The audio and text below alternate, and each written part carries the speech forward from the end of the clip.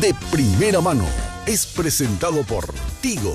En Tigo, el centro sos vos. Control, Feel Make Feel. Decile adiós a los dolores articulares. Tomá Genacol y reactiva tu vida.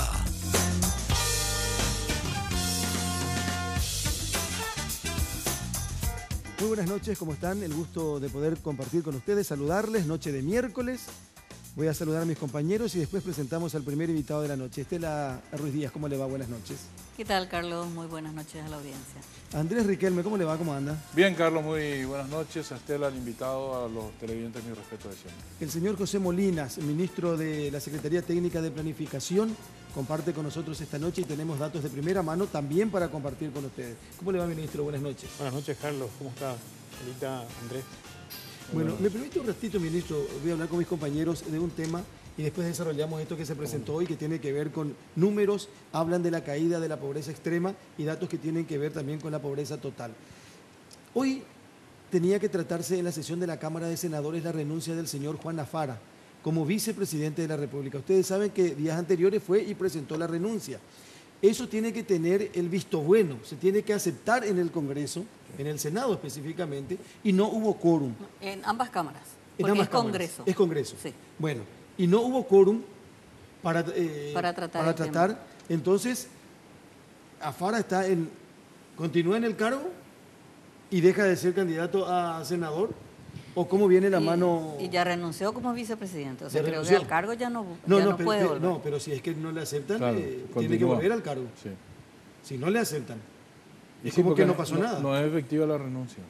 Claro, ¿Verdad? claro. Entonces el presidente de la República se molesta ante esta situación que se da en el Congreso con el señor Afara y él en un momento también dice que es una pena y ahí él escribe que lo que tendrían que hacer es aceptar la renuncia de Afara y también en su momento aceptar su renuncia, para que Alicia Pucheta sea designada primero vicepresidente y luego como presidente de la República. Sí. Que unos pocos no nos arrebaten la posibilidad de tener a la ministra Alicia Pucheta como vicepresidente y luego como presidente de la República.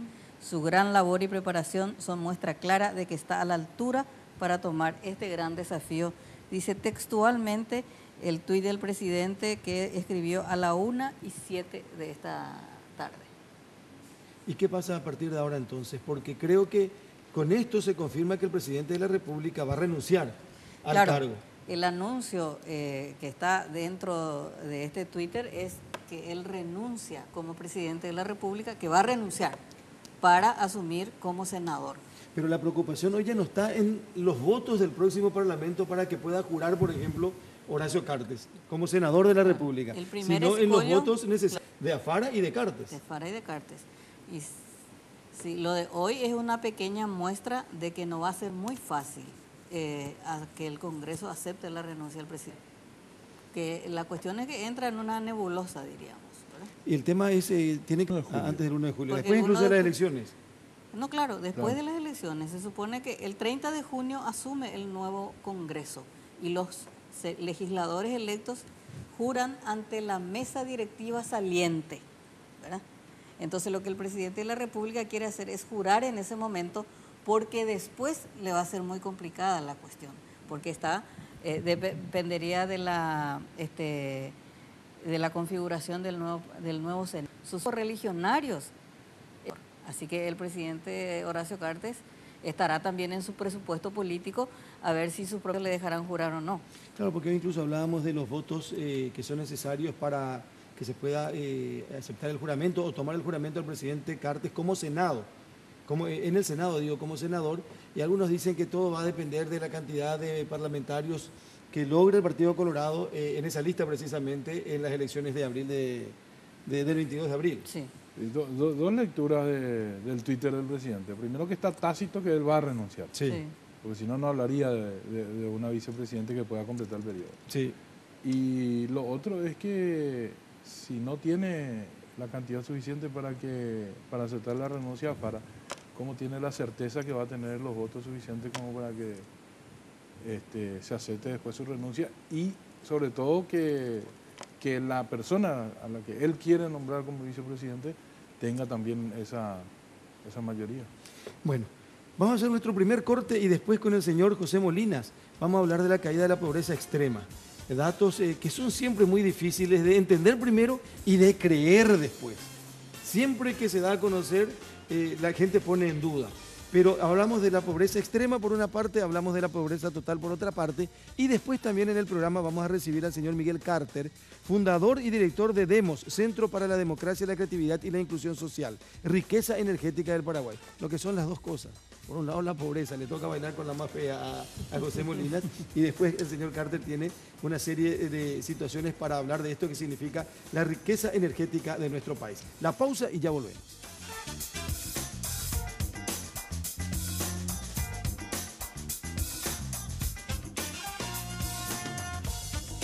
Solo contigo tenés las mejores ofertas en smartphone. Visita cualquiera de nuestras tiendas Tigo o ingresa a www.tigo.com.py, donde encontrarás los mejores descuentos para vos, porque en Tigo el centro sos vos.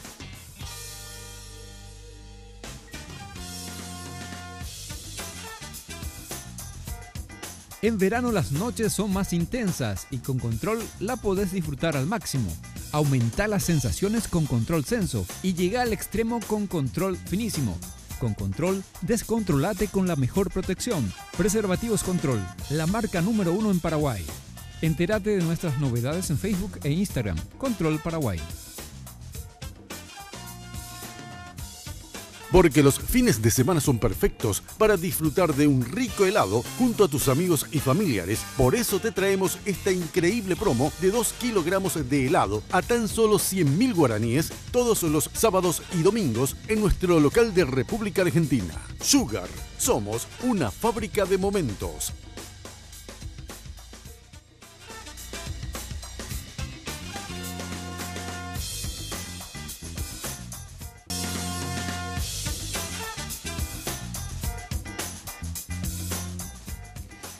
Bueno, seguimos. José Molinas, ministro de la Secretaría Técnica de Planificación.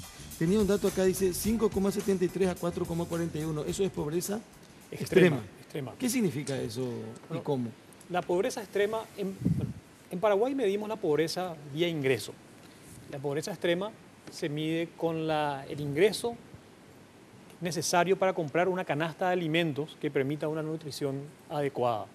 Y la pobreza total incluye la pobreza extrema, incluye la canasta de alimentos, pero además de los alimentos, también las otras necesidades básicas, salud, vestimenta, educación. Entonces, hoy dimos a conocer los números de pobreza extrema y de pobreza total, y básicamente los resultados son que Paraguay va muy bien en cuanto a la reducción de la pobreza. Pobreza extrema se redujo de 5,7 a 4,4, y la pobreza total de 28,9 a 26,4. Estos son los números más bajos que se han registrado desde que se empieza a medir la pobreza en 1997. Son los números más bajos en 20 años. Y en particular, la reducción de la pobreza extrema ha implicado una disminución de 23% en relación al año anterior, el 2016, y 85.000 personas menos en situación de pobreza extrema en el país en el último año. El 4,4% que tenemos de pobreza extrema en el 2017 no dista mucho de la meta que todo el país en forma participativa y consensuada se puso para el año 2030, que decía que queremos que el año 2030 nos encuentre con un nivel de pobreza extrema por debajo del 3%. Estamos a 4,4, al 3% queda menos de 1,5 puntos porcentuales. ¿Está en los cálculos más o menos según...? No, yo creo que es una buena noticia. Esta meta que nos propusimos para el año 2030 es factible lograrlo para el año 2020. Entonces, dentro de la tendencia que estamos siguiendo, Paraguay va muy bien, sobre todo en reducción de pobreza extrema. ¿Qué factores variaron tanto como para que se pueda adelantar el objetivo de 10 años? Mira, cuando lo que notamos que hay una aceleración, o sea, lo que estamos observando en los últimos años en Paraguay es una aceleración muy grande dentro de la reducción de pobreza. Aceleración de la economía. de la reducción de la pobreza extrema, ¿verdad? Que no necesariamente siempre va ligada. Muchas veces la economía le pasa por encima a los pobres extremos. Entonces, en los últimos 5 años, la pobreza extrema se redujo un 40%. Este 40% es mucho, es poco. Como dato, tomemos el dato de los Objetivos de Desarrollo del Milenio de las Naciones Unidas, que se había propuesto reducir en 50%, a la mitad, la pobreza extrema en un periodo de 25 años. Se planteó eso en el año 2000, reducir al 2015 50% de la pobreza extrema en relación al nivel que prevalecía en 1990. O sea, en un periodo de 25 años, reducir 50%. En Paraguay, en 5 años, redujimos 40%. Quiere decir que estamos bien en cuanto a reducción de pobreza extrema. Cuando se elaboró el Plan Nacional de Desarrollo, no se tenía pensado que este iba a ser el ritmo de aceleración. Es más, en el 2013 teníamos conocimiento de que la pobreza extrema, al último dato, era igual que 14 años atrás. Entonces, hay un proceso de aceleración en los últimos años que nos hace ver que este objetivo nacional que teníamos para el año 2030, bien es factible conseguirlo para el año 2020. Y quisiera destacar también algo, ya que hablamos del Plan Nacional de Desarrollo. Desde un primer momento nosotros dijimos de que la reducción de la pobreza era responsabilidad de cada uno de los paraguayos, que era una responsabilidad de todos. Y hoy mirando cómo se está trabajando en el país, realmente nos complace que Paraguay haya priorizado la reducción de la pobreza extrema en su Plan Nacional de Desarrollo. Que el país haya priorizado la reducción de la pobreza en cada rincón del país dentro de los planes municipales de desarrollo. Y que se hayan generado instancias de participación ciudadana con organizaciones de la sociedad civil y del sector privado en diversos ámbitos, desde el nivel local con los consejos de desarrollo municipal que acompañan este proceso de reducción de pobreza, de trabajo, y también a nivel nacional como el Equipo Nacional de Estrategia País, el Consejo Público-Privado de Reducción de Pobreza. Y es muy gratificante ver cómo la ciudadanía va acompañando el proceso de identificación de la población vulnerable, de apoyo y de inclusión productiva. Para que le podemos poner número a esa gente que vive en pobreza extrema, ministro? Sí, son 302.000 personas que no tienen ingresos suficientes para adquirir una canasta de alimentos. Eso? Hay gente que no come todos los come, días y mucho menos accede a la educación y a la diversión, ni qué decir, ¿verdad? Claro, si no puede comer adecuadamente, lógicamente mucho menos va a satisfacer las Pero esta es la gente que ni ni siquiera come, ¿o cómo es eso? Son gente que comen, pero no comen en forma balanceada, no comen las 3 comidas.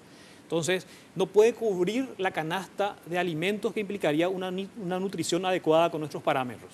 Entonces, puede comer todos los días, más de una vez, pero sin variación nutritiva, con alimentos que no le dan una dieta balanceada y saludable. Comparativamente hablando con años anteriores, ¿cómo estamos?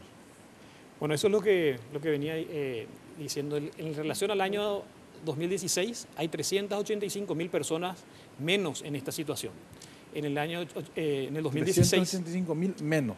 No, 85.000 menos. 85.000 menos. En el año 2016 había 387.000 personas en situación de pobreza extrema. Personas. En el 2017 hay 302.000 personas. Eso es en el corto plazo, pero mirando un poco más atrás, 10, 20, 30 años atrás. Y básicamente no tengo el dato de memoria en toda la serie, sí me fijé cuánto estaba, hay 167.000 pobres extremos menos en relación al 2012.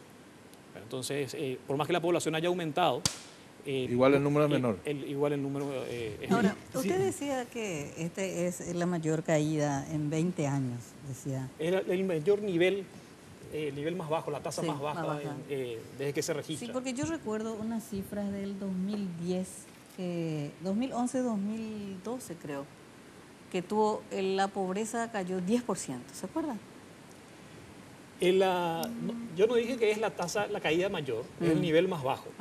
Entonces, cuando en el 2011 la pobreza era, con los números nuevos, era del 12%, y bajó al 2012 al 7,4%, y del 7,4% bajó al 5,7%, y después se mantuvo y ahora vuelta a bajar a 4,4.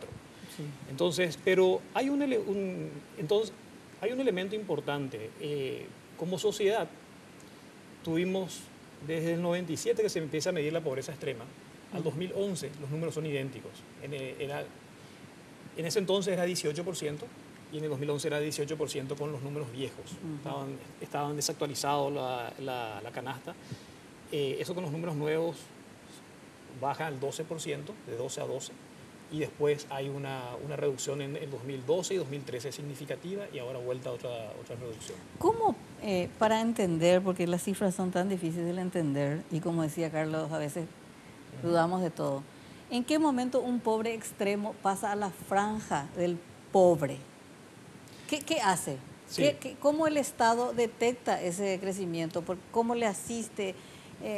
¿Cómo pasa? Acá hay 85.000 personas que dejaron de ser pobres Claro. extremos y pasaron. Exactamente, y quiero saber cómo, cuál Sí, es la escala. Hay tres elementos que señalaste en tu pregunta. Déjame ver si recorrer Yo, estos pobre tres. extremo, paso a ser pobre. Sí. ¿Por qué? ¿En qué momento uno deja de ser pobre extremo? Ujú. ¿Verdad? ¿Cómo se detecta? Ujú. ¿Y por qué tenemos que creer? Sí. ¿Verdad? Entonces voy a empezar por el último. ¿Por qué tenemos que creer? Y después te digo cómo... Ciertamente estos son números muy sensibles en Paraguay y en cualquier parte del mundo. La pobreza captura la atención ciudadana como tiene que ser, y más todavía en un país que ha priorizado este objetivo. Dado que es muy sensible y que tenemos que buscar credibilidad, hay dos elementos que le sitúan a Paraguay en una situación privilegiada a nivel internacional para tener números creíbles. Uno de ellos es que el equipo técnico, el equipo que se encarga de medir, es el mismo equipo que está hace 20 años ahí en la Dirección General de Estadística, Encuestas y Censo.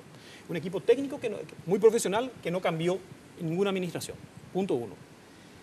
Punto dos, desde el 2014 regularmente se tiene un comité independiente que verifica estos números antes que salgan. Y ese comité independiente está conformado por analistas sociales nacionales, la mayoría independiente, que pueden no tener simpatía con el gobierno, algunos nombres: César Barreto, José Carlos Rodríguez, Verónica Serafini, José Luis Benza, Robert Cano, Daniel Campos, gente que son analistas dentro del sector, que revisan estos números, ven si es que hay algo que mejorar, y cuando no tienen objeción, ahí se sale. Y además de eso están también organismos internacionales, está el Banco Mundial, el BID, PNUD y UNICEF, que van mirando. Eso se hace regularmente desde el 2014, todos los años. Entonces, hoy Paraguay está en una situación privilegiada de tener números muy creíbles. ¿Cómo se mide? Se hace una encuesta donde se captura los ingresos de todas las fuentes, de una muestra representativa que cada vez es más grande y tiene mayor precisión.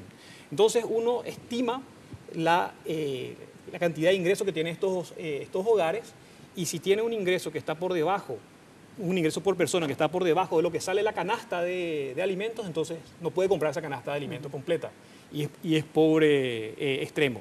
Si pasa ese ingreso, puede comprar la canasta de alimentos y tal vez no pueda comprar otros servicios. Entonces es pobre moderado. Básicamente esa es la forma en que se mide y es cuando pasa de una categoría a otra categoría. ¿Y por qué pasa? ¿Porque hay ayuda del Estado? ¿Porque hay trabajo? Entonces, ¿por qué? Como lo que determina es el ingreso. El ingreso puede venir de diversas fuentes. Puede ser ingreso por trabajo, que es la fuente de ingreso principal. Más del 75% de los ingresos de los pobres viene por su propio trabajo. Puede venir también por transferencias del gobierno, transferencias de familiares. Tecoporá, Sí, esas son las transferencias del gobierno, Tecoporá, adultos mayores, o transferencias de familiares del exterior, las remesas o familiares del interior. Y también se ve afectado por la evolución de los precios de alimentos. Si los precios de alimentos suben, es más difícil que pase, ¿verdad?, esa raya. Entonces, el ingreso por trabajo aumentó bastante, sobre todo en el área rural. En el área rural es donde se concentran el 75% de los pobres extremos. Y allí los grupos más pobres, el 20% más pobres, aumentaron más del cerca del 25% de sus ingresos en el último año. A pesar de que los precios de alimentos subieron cerca del 10%, 9,5%, el aumento de sus ingresos por trabajo fue mayor y eso hizo que más personas hayan pasado de esa línea de pobreza extrema a la línea de pobreza moderada. ¿Dónde están los 302.000, por ejemplo? ¿Se sabe perfectamente? ¿Se lo ubica? 75% en el área rural. Área rural Sí. 75% están en el área rural. Pero ¿dónde están acá ¿Es Asunción o es alguna capital? Área rural. No. Pero El el resto, otro el 25%. Usted dijo 75% Sí. área rural. Pero ese 25% está distribuido en capital o alguna cabecera departamental. No, el 25% está en el área urbana nacional y los menos son los que están en Asunción. Y básicamente en las ciudades intermedias y en otras ciudades están distribuidos. Pero, digo nomás, porque acá el Departamento Central, la cantidad de asentamientos que tiene, y estoy casi convencido de que vivir en un asentamiento no es prácticamente vivir ahí entre la pobreza y la pobreza extrema. Sí, en Asunción, en el área urbana, la tasa de pobreza extrema, en toda el área urbana, la tasa de pobreza extrema es 1,5%. De toda la población, el 1,5% en promedio de la población urbana está en situación de pobreza extrema. Eso no significa que no esté en pobreza, el 20% vive en pobreza, ¿verdad? Y lo que uno ve a veces es que no tienen condiciones de vivienda adecuada, de alimentación, de sanitación, pero no se refieren necesariamente al alimento, ¿verdad? Ministro, cuantificando en términos de guaraníes, ¿cuánto es lo que tiene que percibir una persona para ser considerado un pobre extremo? Sí, en el área rural, donde se concentra la mayor cantidad de pobres extremos, el costo de la canasta de alimentos es un poquito menos de 235.000 guaraníes por persona por mes. Por persona por mes. Por mes. 235.000 por persona por mes. Estamos diciendo que las 3/4 partes de 300.000, 225.000 personas no llegan a 200. Sí, 235.000 guaraníes por persona por mes en el área rural.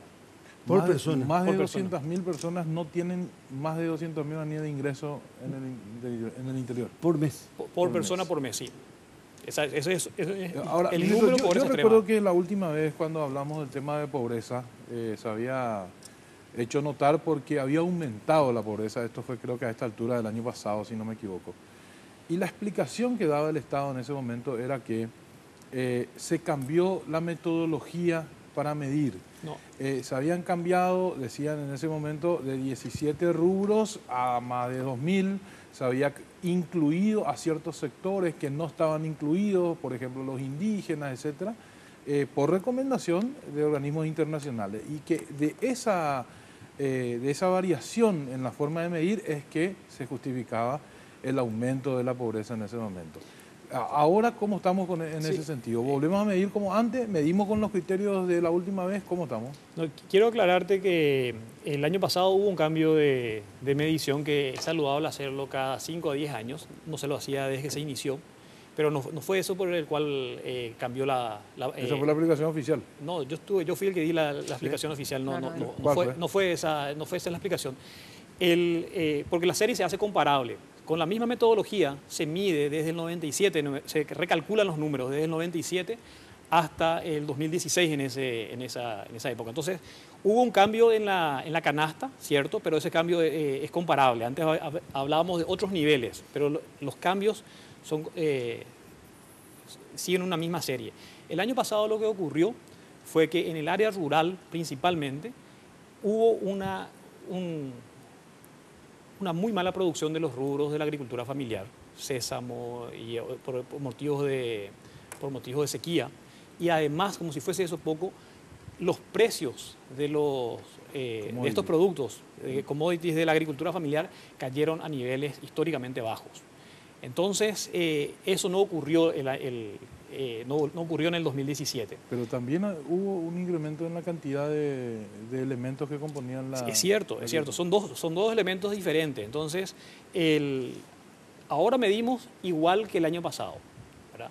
Entonces, ese cambio ya se hace desde el 2016 para adelante. La calidad de nuestra información es mucho mejor. Antes teníamos cerca de 56 rubros en la canasta de alimentos y ahora tenemos cientos de rubros. Ese cambio se hizo y la serie comparable cambió. Cambió para abajo la pobreza extrema y para arriba para la pobreza total. Pero esa es en cuanto a la serie, que cambia toda. La serie desde el 97 hasta el 2016 en ese momento. Pero aún así, el cambio año a año, que ya con la serie comparable, se debió al sequía y malos precios en el sector agrícola, que no se dio este año. Y otro elemento que quisiera resaltar, porque es bueno recordar lo del año pasado, cuando los números eran malos, a mí me tocaba decir, bueno, los números no son buenos, hubo un aumento de pobreza, pero revisemos la estrategia.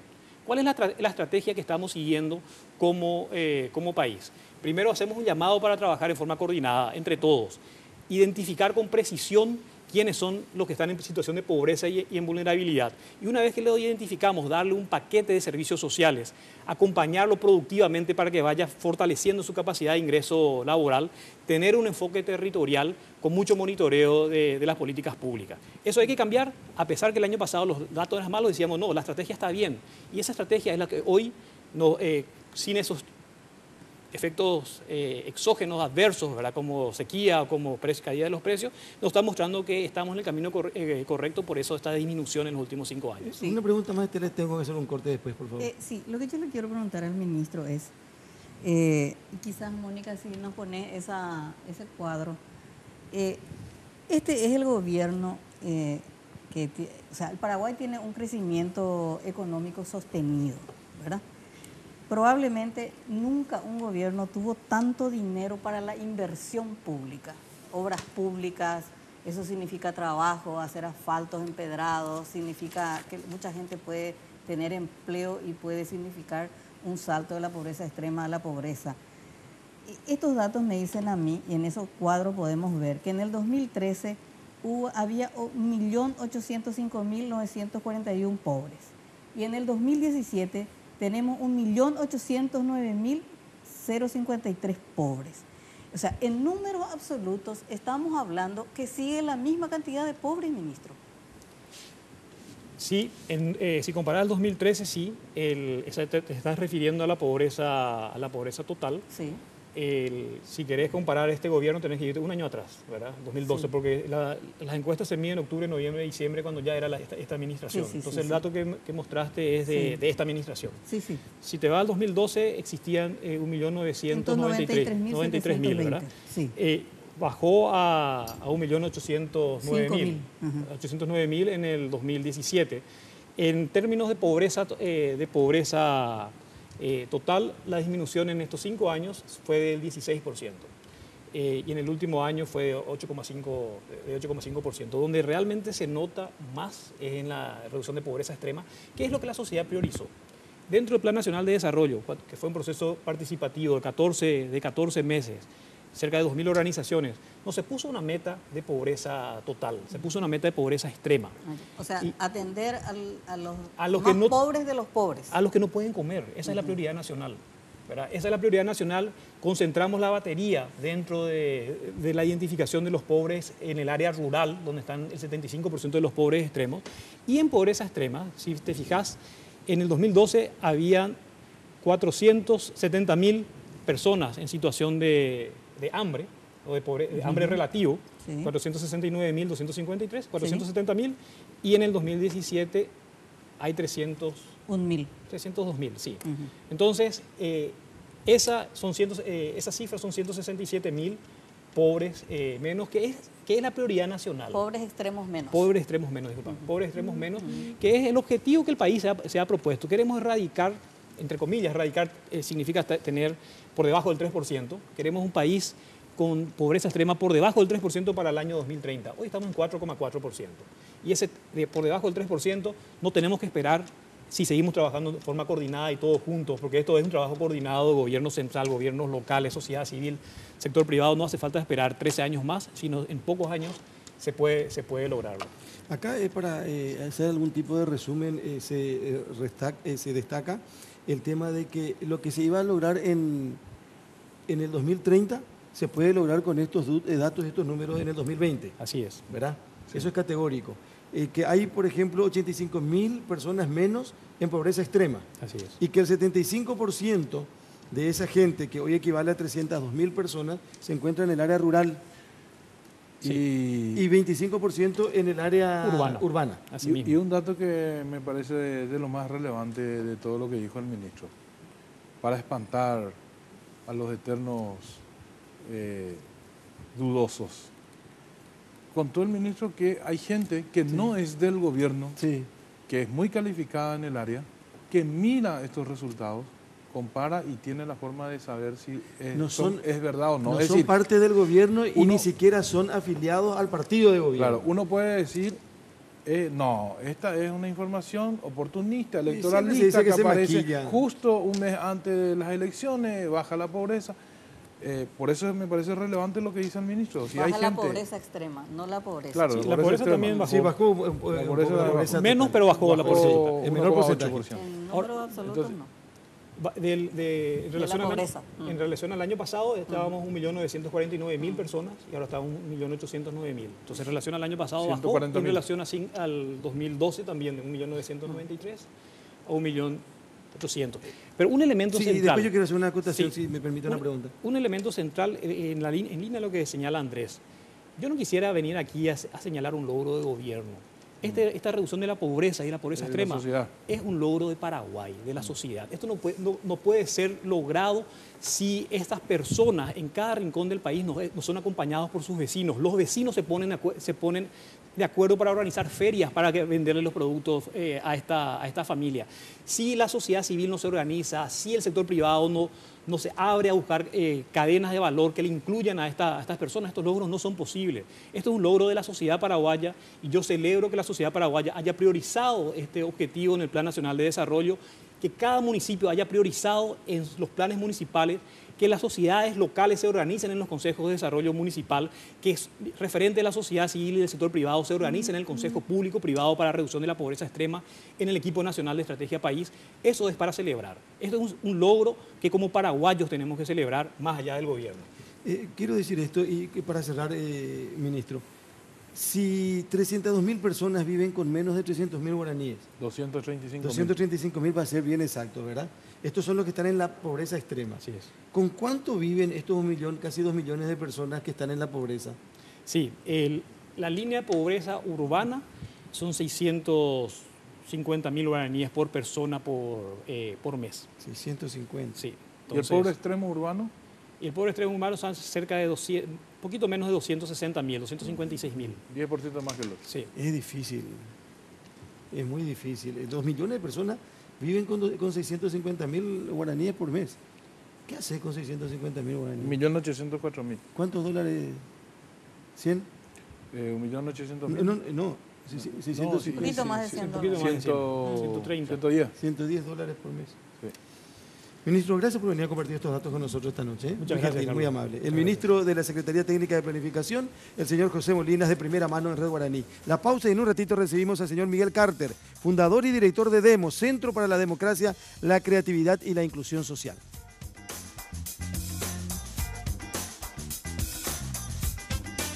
En verano las noches son más intensas y con Control la podés disfrutar al máximo. Aumenta las sensaciones con Control Senso y llega al extremo con Control Finísimo. Con Control, descontrolate con la mejor protección. Preservativos Control, la marca número 1 en Paraguay.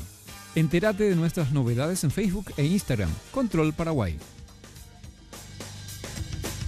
Porque los fines de semana son perfectos para disfrutar de un rico helado junto a tus amigos y familiares. Por eso te traemos esta increíble promo de 2 kilogramos de helado a tan solo 100.000 guaraníes todos los sábados y domingos en nuestro local de República Argentina. Sugar, somos una fábrica de momentos.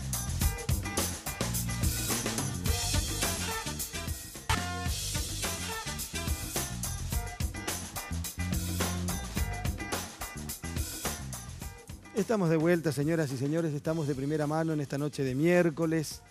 Nos visita el señor Miguel Carter. Miguel, ¿cómo le va? ¿Cómo está? Gracias por venir, buenas noches. Buenas noches, muy bueno estar aquí. Fundador y director de Demos, Centro para la Democracia, la Creatividad y la Inclusión Social. Estela me decía, podemos hablar de la riqueza energética del Paraguay. ¿Y Itaipú? Itaipú es la joya de esa riqueza energética que dispone el Paraguay. Y yo estoy llegando ahora de África, porque estoy residiendo hace un par de años ahí. Mi esposa está ahí con misión diplomática con el Banco Mundial. Y desde el África, tomando tereré y con el Texagaú por Paraguay, me puse a elaborar algunos datos sobre el tema siempre candente e importante de Itaipú. Y llegué a algunos datos que realmente me sorprendieron. Y aprovechando un viaje por motivos académicos al Brasil, me han invitado a exponer los datos y mañana vamos a estar a las 7 de la noche en el Centro Cultural Paraguayo Americano, exponiendo un primer avance de este estudio novedoso, importante sobre Itaipú. Tengo que aclarar que es Carter. Carter. No es Cartes. No, es como el tío Jimmy. Sí, no es como el tío... Como Linda. Como el tío presidente. Como Linda. Como Linda, la Mujer Maravilla. ¿Viste? Tengo parientes Que creo que es la hija de de Jimmy. buen quilate. ¿Sí? Bueno, Sí, me dijeron. bueno, y a propósito, ¿qué podemos compartir de esto? Porque hablamos tanto de la capacidad de producción energética en Paraguay. Y uno, no solamente Itaipú, ¿verdad? También se dice lo mismo de Yacyretá, Sí. que nos terminan devorando nuestros socios, entre comillas, y lo que menos sacamos provecho de esta cuestión somos los paraguayos. Pero al mismo tiempo, todos nos dicen que ni Itaipú no hubiese existido sin los brasileros, ni Yacyretá hubiese existido sin los argentinos. Pero ¿hasta qué punto nosotros podemos tener lo que produce Itaipú, Miguel? Mira, lo que a mí me llamó la atención con este estudio, y era el dato que me hizo hurgar en todas las fuentes oficiales y oficiosas posibles, era saber, teníamos acá desde Paraguay siempre esa percepción de que no estamos recibiendo todo lo que deberíamos por la energía que cedemos al Brasil. Itaipú produce tanta energía y el Paraguay desde el 85 al 2016 solo ha consumido el 13,8% de la energía, ¿verdad?, que le corresponde, la mitad que le corresponde. El resto lo ha cedido al Brasil. Por disposiciones del Tratado de Itaipú, esa energía no se vende a un precio justo o de mercado, sino que se da una compensación. Paraguay es obligado a ceder la energía al Brasil y recibe una compensación, y hay una fórmula compleja técnica para dirimir el costo. La percepción que siempre teníamos nosotros era de que esto tendría que estudiarse a partir, como lo hizo el propio equipo del economista Jeffrey Sachs, estudiar lo que Paraguay podría haber recibido si era compensado con precios de mercado, algunos precios de mercado del Brasil. Jeffrey Sachs hizo un estudio que publicó datos para el año 2012, Sí. que fueron una especie de revelación, y por ser la figura de Jeffrey Sachs, bueno, llamaron mucho la atención. Yo agarré y estuve en mucho contacto con el equipo Sachs en Colombia, porque soy doctorado en Ciencia Política de la Universidad de Columbia en Nueva York. Y trabajando con ellos, básicamente me apropié de su fórmula, la fórmula que ellos utilizaron, pero utilicé datos diferentes. En mis casos, yo lo que hice fue utilizar todos los datos oficiales de las resoluciones del Consejo Administrativo de Itaipú con el balance de cada año, para usar los datos del costo del servicio de electricidad, ¿verdad? Después, para buscar datos de mercado, Sachs solamente utilizó datos del mercado mayorista para un año, el 2012. Yo fui descubriendo que había varios otros precios de mercado, no solamente el mercado mayorista. Está el precio de mercado de las hidroeléctricas que hacen contratos de largo plazo. Está el precio en equivalencia a barriles de petróleo, que es otro precio de mercado internacional. Está el precio en Brasil del mercado consumo industrial y del consumo residencial. Incluso hay más precios. Pero para simplificar puse 5 precios que están aquí, ¿verdad? O sea, Entonces, para entender, Miguel, sí. Brasil sé que lleva parte de nuestra energía, porque así está establecido en el tratado, por un precio. Pero ellos revenden a diferentes precios. O sea, hay diferentes categorías. Diferentes a la hora de categorías. Ellos podrían revender a diferentes categorías. O sea, reciben esa energía, nos dan una compensación y tienen la posibilidad de hacer reventas a los distintos mercados por medio de diversas empresas que se dedican a ese ramo en Brasil actualmente. Entonces, lo que yo hice fue en este cuadro calcular el valor de la compensación que Paraguay recibió. Y es la columna que está a la izquierda, la columna más chiquitita, que son 4,3 mil millones de dólares que recibió entre el 85 y el 2016 por toda la energía cedida en ese periodo, ¿verdad?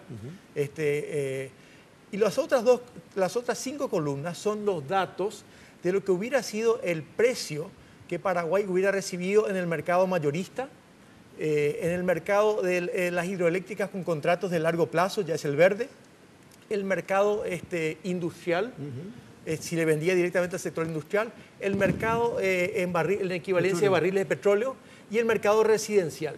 Y lo que podemos apreciar ahí es que la diferencia es abismal. Totalmente. ¿No? Y entonces lo que yo hice fue, vamos a sacar el promedio de esos 5 precios. El promedio queda en 57,7 miles de millones de dólares, ¿verdad? 57,7. Y entonces vamos a calcular el impacto que eso tiene en el desarrollo del país. A ver si entiendo. Sí.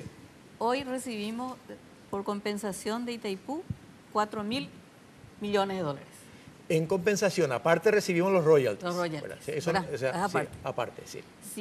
Si tuviésemos un precio justo, por llamarlo de alguna manera, para entender un poco, deberíamos recibir 57.000 millones de dólares. Sería un cálculo razonable en base a todos los datos que yo tengo. Bueno, a lo mejor no hace falta recibir 57 mil, pues si recibimos 40 mil millones. No, 57 mil ¿Se millones son imaginan más de 2 ustedes? años de crecimiento del Paraguay, 2 años de la economía. Recién hablábamos de los datos de pobreza. Sí. Pero resolvíamos todos los problemas. esto somos todos ricos. Déjame presentarte los datos así, conclusión grosso modo de cómo afecta el PIB paraguayo en ese periodo, ¿verdad? Paraguay tuvo un PIB real con valores indexados al 2016 de 524 mil millones de dólares entre el 85 y el 2016, ¿verdad? Si le agregamos este valor no percibido de 57 mil millones, si hacemos un cálculo medio conservador, porque ese dinero que entra al Paraguay se paga a una maestra que después va a comprar algo para su casa, que consume, hay siempre un efecto multiplicador cuando entra, sobre todo cuando es gasto público. Hacemos un efecto multiplicador conservador, estudios del FMI y muchos otros lo avalan, de 0,5 puntos, ¿verdad? Le agregamos ese valor. Le agregamos a eso el recálculo del crecimiento del PIB, porque ahora usamos la misma tasa de crecimiento de todos los años, pero ahora tiene un nuevo valor, se adiciona uno más, ¿verdad? Sumando todo, hubiéramos tenido un PIB potencial de 635 mil millones, o sea, perdimos un PIB de 111 mil millones de dólares en este periodo. 111 mil millones de dólares son más de 3 años de entero de la economía paraguaya en el periodo reciente. O sea, perdimos 3 años de economía en todo el país, como mínimo. Y vean cuál es el impacto por el lado del gasto social.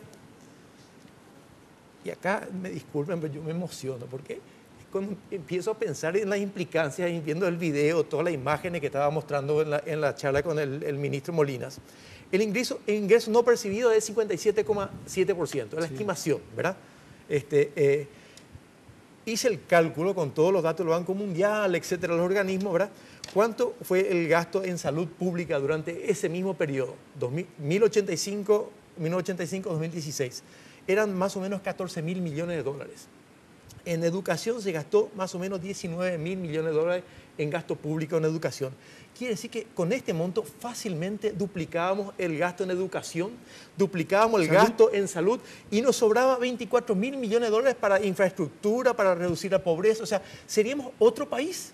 Pero esto seríamos otro país. Miguel, con todo el respeto del mundo, usted es un profesional destacado, investigador.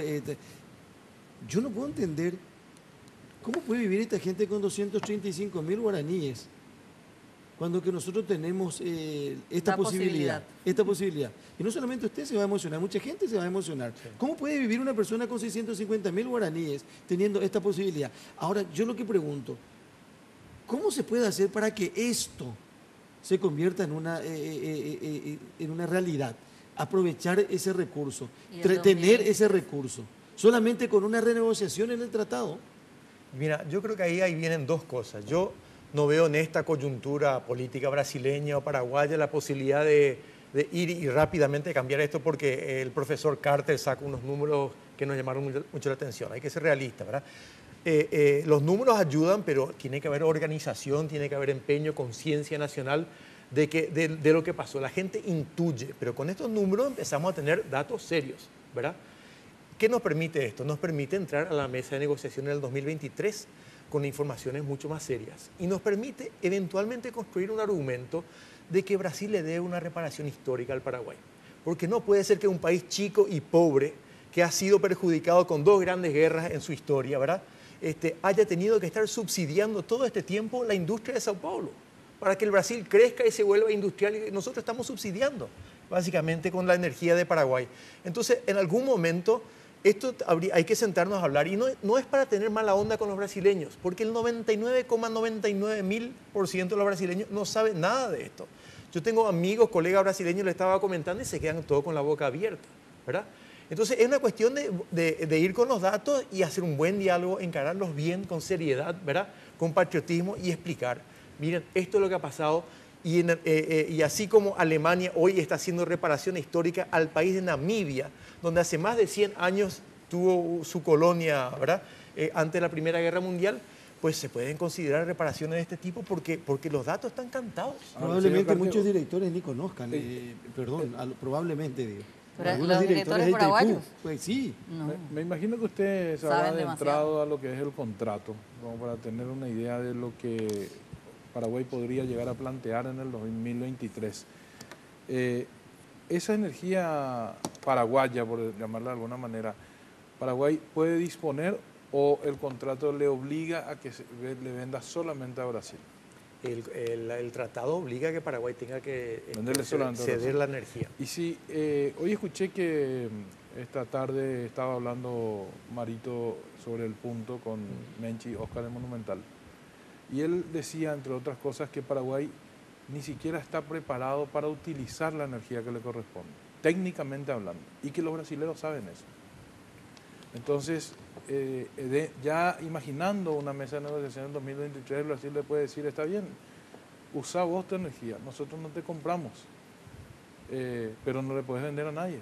No puede dejar de comprar porque va a parar San Pablo. El acuerdo Lula-Lugo claro, ya previó la libertad que Paraguay tendría, ¿verdad?, para disponer de la energía y venderla a la Argentina, venderla a Chile, venderla a Uruguay, ¿verdad? Además, en el tratado, la renegociación de 2023, todos esos temas entran, pero ya hay un acuerdo previo del gobierno Lula y Lugo, que ya abre las compuertas en ese sentido, ¿verdad? Lo que habría que plantear con todo esto es las reivindicaciones históricas de Paraguay, ¿verdad? Y que vale la pena recordar. Estas reivindicaciones nacieron con la misma discusión en torno al Tratado de Itaipú. El Tratado de Itaipú se firmó a espaldas del pueblo paraguayo. Fue un tratado entre 2 dictaduras, la de Stroessner y la dictadura militar de Brasil, ¿verdad? No había transparencia, no había nada de rendición de cuentas, lo firmaron entre ellos y prácticamente al día siguiente se entera el Paraguay y comienza un debate. El tratado es ratificado en el Parlamento paraguayo, ¿verdad? Como el Partido Colorado tenía el 2/3, la aplanadora en aquella época, pasaron, ¿verdad? Pero hubieron ya voces disonantes. Tal vez la más prolífica de todas fue la voz de ABC, con Aldo Zucolillo a la cabeza. Pero hubieron figuras históricas, Domingo Laíno, Carlos Alberto González, Ricardo Canese, figuras que hoy incluso son conocidas, ¿verdad? Que en ese momento arguyeron. Y todos esos principales argumentos que se hicieron, básicamente la invocaron. A ver, si vos lees las editoriales de ABC en el 73 la invocó perfectamente. Demuestra que este problema del cual que estamos hablando, esta pérdida enorme, es fruto de uno tal vez los errores políticos más graves que se ha hecho en la historia del Paraguay. Error político que tiene nombre y apellido. Pero Miguel, muchos dicen, bueno, se piensa en la mala negociación por parte de Paraguay de Itaipú, pero ¿qué hubiese los defensores de Itaipú, o del tratado mejor dicho, sí, dicen, pero ¿qué hubiese sido de Paraguay sin Itaipú?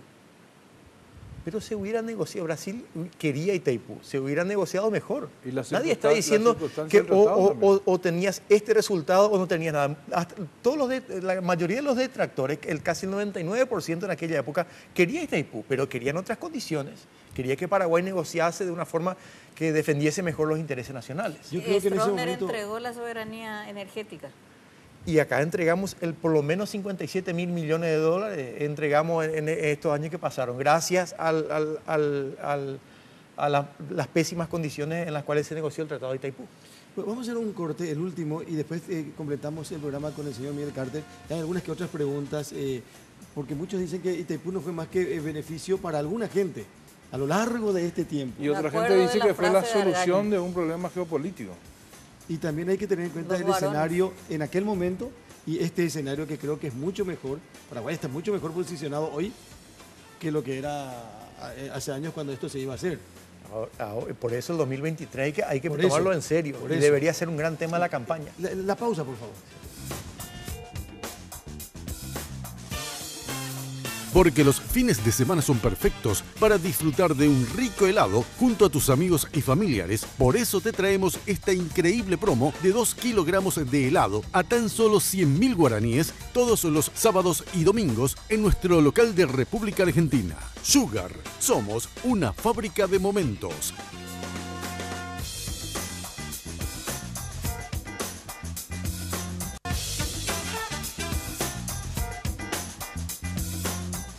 Bueno, última parte del programa esta noche. Brillaron los ojos cuando habló Miguel de lo que perdimos en Itaipú. Y aquí no le va a brillar los ojos. Ajá. Y a algunos cuantos se le brillaron los ojos, pero en serio, en todo este tiempo. No, digo nomás que hoy el escenario de Paraguay como país, yo creo que incluso es mucho mejor que en aquella época con Stroessner a la cabeza. Pero Para la negociación, digo. No, sin lugar a dudas. Y la Acuérdense, transparencia también. sabemos. esa negociación fue una negociación entre dictaduras. Claro. Hoy tenemos un proceso democrático con bemoles, con aquejos, con Por todas las más cosas, país ¿verdad? chico que podamos ser. Pero tenemos libertad. Hoy podemos hablar de una forma que era inconcebible prácticamente en aquella época, ¿verdad? ¿Te acuerdas que lo que era Canal 9 en aquella época? Todo script. Hoy tenemos libertades impresionantes y hay que aprovecharlas, ¿verdad?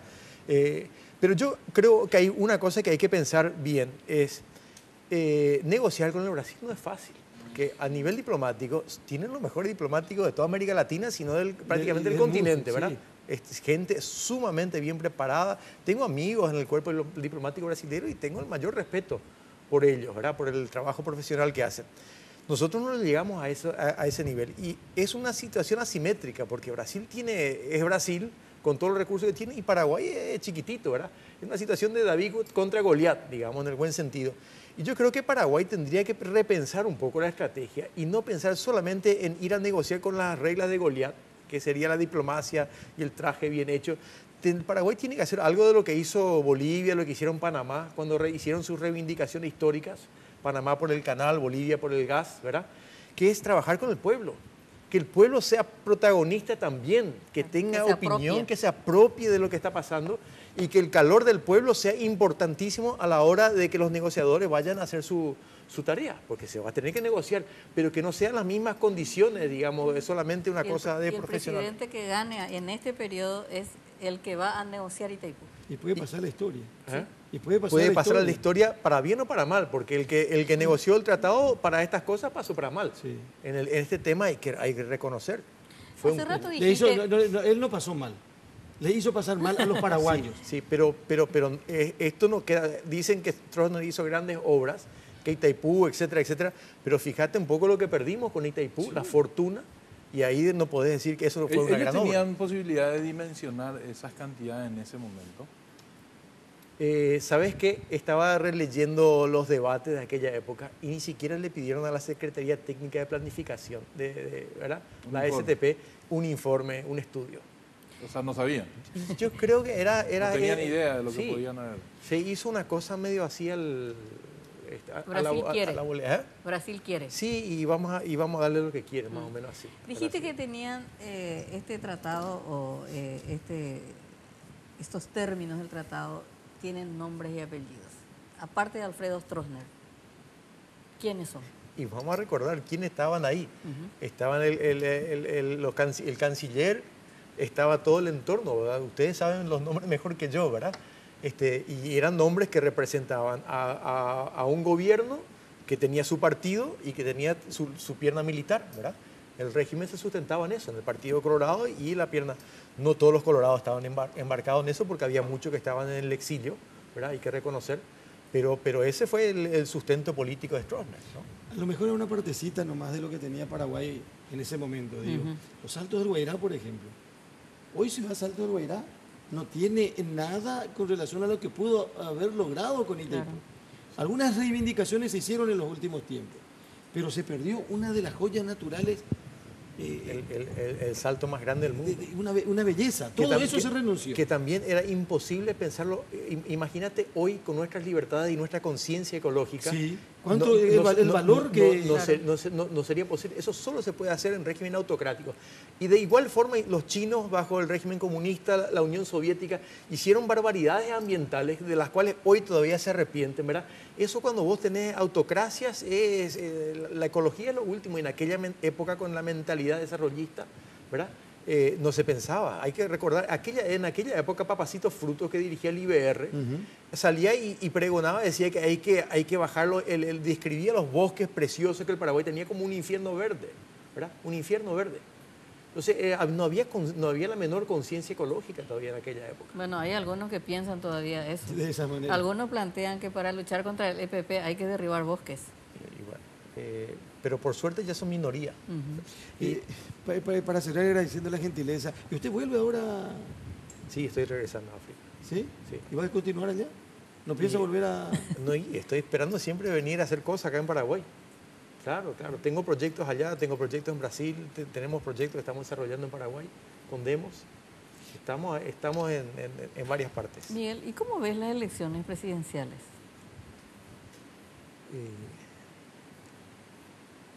Y mira, creo que es un momento en la historia del Paraguay en donde se van a jugar algunos de los grandes temas que yo sinceramente no estoy viendo hasta qué punto se está hablando de este tema de Itaipú. Para mí Itaipú debe estar en la agenda, lo veo como un tema absolutamente crucial. Y a veces me da la impresión de que la gente hace campaña buscando réditos fáciles, ¿verdad? Y yo te ofrezco algo y vas a votar por mí, y no solamente en prebenda, sino en políticas públicas así con un efecto de rédito inmediato, y no piensan en algunos de los grandes temas nacionales, porque este tema de Itaipú hace a la dignidad paraguaya. Nosotros acá fuimos avasallados por la forma en que se diseñó el tratado y se cumplió con el tratado, ¿verdad?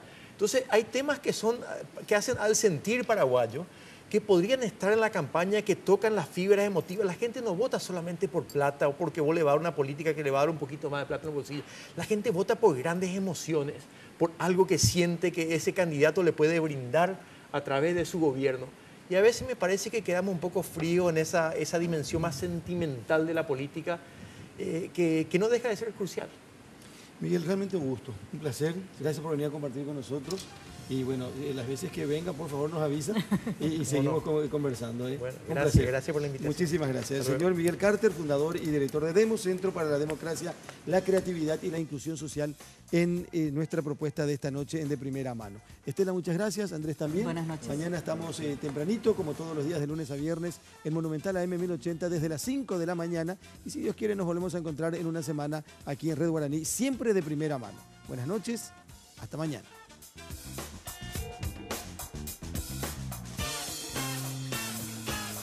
Dado por Tigo. En Tigo, el centro sos vos. Control. Feel Make Feel. Decile adiós a los dolores articulares. Tomá Genacol y reactiva tu vida.